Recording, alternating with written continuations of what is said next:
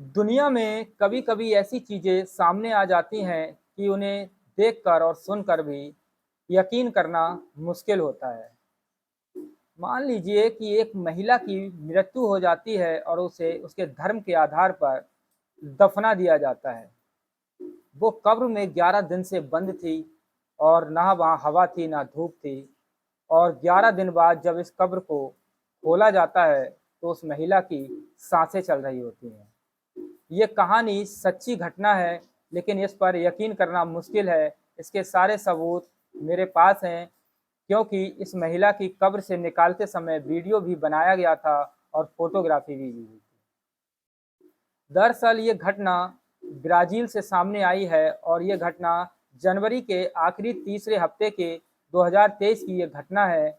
इस महिला को अस्पताल ले जाया जाता है और वहाँ पर डॉक्टर इसे मृत घोषित कर देते हैं। नमस्कार, मैं हूं आपका दोस्त रविंदर गंगवार। ऐसी ही सच्ची घटना लेकर मैं आपके सामने आता रहता हूं। अगर आपने मेरा चैनल सब्सक्राइब नहीं किया है, तो आपसे हाथ जोड़कर प्रार्थना है कि मेरे चैनल को सब्सक्राइब ज़रूर करें। अब हम कहानी की तरफ बढ़ते हैं कि आखिर ये घटना कैसे हुई थी और कैसे इस घटना का अंत हुआ था।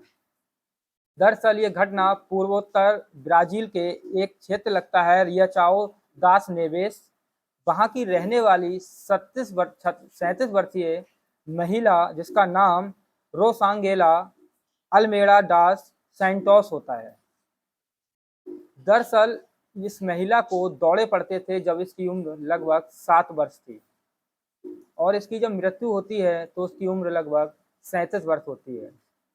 पूरी कहानी आपको धीरे-धीरे मैं आपको बताने जा रहा हूँ। अगर इस कहानी को आप सुनना चाहते हैं, तो अंत तक इस वीडियो पे ज़रूर बने रहिए। दरअसल इस महिला की उम्र जब 37 वर्ष होती है, तो इसकी मृत्यु हो जाती है और जब इसके पीछे हम 7 साल की उम्र में जाते हैं, तो जब इसकी उम्र 7 साल होती है, तो इसे दौड़े आते थे। इसकी शादी भी हो चुकी थी और इसके पति भी हैं और इसके बच्चे नहीं हैं। दरअसल जब ये 7 साल की थी, दौड़े पड़ना शुरू हुए, तो जब इसे अटैक आया, जब इसे दौड़े आए, तो इसके पति ने सोचा कि शायद इसे दौरा पड़ा है, इसीलिए ये बेहोश हो गई है। तो इसे पास के ही अस्पताल में 28 जनवरी 2023 को भर्ती कराया जाता है। वहाँ पर इलाज के दौरान डॉक्टर उसे उनके पति को बताते हैं कि आपकी पत्नी की मृत्यु हो चुकी है और इसे 2 बार हार्ट अटैक आया है। इसी वजह से इसकी मृत्यु हो जाती है और परिवार भी मान लेता है कि इसे दौरे पड़ते थे, हो सकता है कि हार्ट अटैक 2 बार आया हो और इसे मौत का सामना करना पड़ा और इसकी मृत्यु हो गई। उसके बीमार होने के कारण परिवार के लोग उसका पोस्टमार्टम भी नहीं कराते हैं और उसे 29 जनवरी को अपने घर ले जाते हैं और वहाँ से अपने रीति-रिवाज, धार्मिक स्तर के हिसाब से उसे ताबूत में पैक कर दिया जाता है, क्योंकि जब क्रिश्चियन में कोई मरता है या मृत्यु होती है, तो उसके नाक और कान में एक कॉटन रुई टाइप की लगा दी जाती है और जब वो मर जाती है, तो उसे घर से एक ताबूत में रखा जाता है और ताबूत के ढक्कन को बंद कर दिया जाता है। जब ताबूत के ढक्कन को बंद कर दिया जाता है, तो उस पर कीलें ठोक दी जाती हैं। फिर उसे कब्रिस्तान में ले जाया जाता है, जहाँ पर आस-पास में एक घनी बस्ती भी होती है और बीच में कब्रिस्तान होता है। रोसांगेला की उम्र 37 वर्ष होती है और वो दुनिया से अलविदा हो जाती है। फिर उसे कब्रिस्तान में ले जाया जाता है और वहाँ पर उसे दफ़न कर दिया जाता है और उसके ऊपर एक कब्र बना दी जाती है जो कि पत्थर की होती है। कब्र के ताबूत के ऊपर पत्थर से उसे ढक दिया जाता है। फिर परिवार के जो लोग होते हैं, वो कुछ लोग रह जाते हैं और वो उसे देखना चाहते हैं, तो परिवार के कुछ लोग घर चले जाते हैं और जो रह जाते हैं, वो उसे देखने आते हैं और उसकी कब्र पर फूल चढ़ाते हैं। ऐसे ही ये सिलसिला 2 से 4 दिन चलता रहता है, लोग आते-जाते रहते हैं। फिर लोगों का आना भी बंद हो जाता है। फिर ऐसे ही 4 दिन हो जाते हैं और महीना आ जाता है फरवरी का। 2 से या 3 तारीख होती है, तो मोहल्ले में किसी के चीखने की आवाज़ आती है कि हेल्प मी, मुझे बचाओ। मोहल्ले वाले चौंक जाते हैं कि आखिर ये आवाज़ कहाँ से आ रही है। लोगों को लगता है कि शायद कोई कब्रिस्तान में है और चीख रहा है। तो लोगों को डर भी लगने लगता है कि कोई भूत प्रेत भी ये हो सकता है या आत्मा हो सकती है। लेकिन रोसांगेला कब्र के अंदर थी और उसकी सांसें चल रही थी। वो लगातार कोशिश कर रही थी कि मुझे कब्र से कैसे भी बाहर निकाला जाए। वो लगातार छटपटा रही थी, कभी अपने हाथों को घायल कर रही थी और कभी अपने पैरों को, तो कभी अपने सिर को। उसी दौरान ये सिलसिला चलता रहता है और 2 दिन और बीत जाते हैं और तारीख आ जाती है 5 से 6। उसी दौरान उस बस्ती में परिवार रहा करते थे, वो परिवार परेशान हो जाते हैं और उस कब्रिस्तान के आसपास के चक्कर लगाने लगते हैं। जब चक्कर लगाने लगते हैं तब भी उन्हें लगातार सुबह-शाम 24 घंटे उन्हें बचाओ-बचाओ की आवाज़ आती थी, जिससे वह बहुत ज़्यादा परेशान हो जाते हैं और वो डरने भी लगते हैं कि आखिर कब्रिस्तान है, कोई भी भूत-प्रेत भी हो सकता है। लेकिन वहाँ रोसांगेला परेशान थी और वो झटपटा रही थी कि आखिर उसे कोई तो बचा ले। समय बीतता जाता है, फिर भी लोग परेशान होते हैं और उसकी आवाज़ आना बंद नहीं होती है। तो कुछ लोग हिम्मत करके कब्रिस्तान में जाते हैं और हर कब्र पर सुनने की कोशिश करते हैं और कब्रिस्तान के जो मुखिया होते हैं उनसे भी कहा जाता है कि इस कब्र से आवाज़ आ रही है, लेकिन कब्र का पता नहीं चल पाता है। उधर रोसांगेला अपनी जान जोखिम में डालकर उस कब्र में अपनी मौत से लड़ रही होती है, लेकिन दुनिया वालों की नज़र में वो मर चुकी होती है। कुछ नहीं, समय बीतता जाता है, फिर एक दिन अगला दिन आता है। वो लोग फिर उस कब्र के पास जाते हैं और कान लगाकर ध्यान से सुनते हैं, तो उस कब्र से बचाओ बचाओ की आवाज़ आ रही थी। कब्रिस्तान में लोग कहते हैं कि यहाँ पर भूत भी हो सकते हैं, लेकिन वो लोग डरते नहीं हैं और उस कब्र पे जो लिखा हुआ होता है, क्योंकि जब भी किसकी कब्र बनाई जाती है तो पत्थर पे परिवार और उसकी डिटेल लिखी जाती है कि आखिर ये मरने वाला व्यक्ति कहाँ का है। वो महिला चीख रही होती है, चिल्ला रही होती है, लेकिन उसकी मदद नहीं हो पा रही होती है। वो लोग उसके घर पर फ़ोन करते हैं, तो घर वाले कहते हैं, और ये तारीख होती है 8 फरवरी 2023। जब घर पर फ़ोन करते हैं तो घर वाले भी कहते हैं कि ये क्या मजाक लगा रखा है, ऐसा कैसे हो सकता है। क्योंकि 1 से 2 दिन मरने के बाद वो हमारे घर पर रही, उसका अंतिम संस्कार किया गया, ऐसी की कोई बात सामने नहीं आई, तो उसकी सांसें कैसे वापस आ सकती हैं। घर वाले परेशान हो जाते हैं और उसकी बात पर भरोसा करते हैं और कब्रिस्तान की तरफ चल देते हैं। कब्रिस्तान की तरफ जब जाते हैं तो पत्थर को हटाया जाता है, तो जब पत्थर जैसे ही हटाया जाता है तो जो कब्र होती है, वो कब्र से जो ताबूत होता है, वो कब्र और जो पत्थर की इमारत बनाई जाती है उससे अलग को हटा हुआ होता है। क्योंकि लगातार रोसांगेला पत्थर को, यानी कि ताबूत को कोशिश कर रही थी खोलने की, लेकिन उस पर कीलें गड़ी हुई थी और कब्र भी पैक थी, क्योंकि पत्थर से उसको चुना गया था।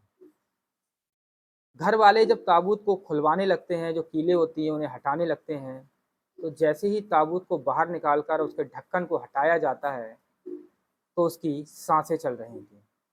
जब उसकी साँसें चल रही थी, यानी कि 11 दिन वो कैसे उस ताबूत के अंदर जो कीलों से ढका हुआ, ढक्कन से बंद था, उसके ऊपर पत्थर रखे हुए थे जो बिल्कुल पैक थे। ये चमत्कार था या कुछ और, ये घरवाले सोचकर हैरान हो जाते हैं। फिर लोग फ़ोन लगाने लगते हैं और कहते हैं जल्दी-जल्दी एम्बुलेंस को बुलाओ, उसे अस्पताल लेकर जाना है। डॉक्टरों ने तो उसका मृत सर्टिफ़िकेट भी बनवा दिया था, उसके बाद भी जब ये हैरान करने वाली बात सामने आती है, तो लोग सोचने पर मजबूर हो जाते हैं, विश्वास नहीं होता है कि आखिर ऐसा कैसे हो सकता है, ये चमत्कार है।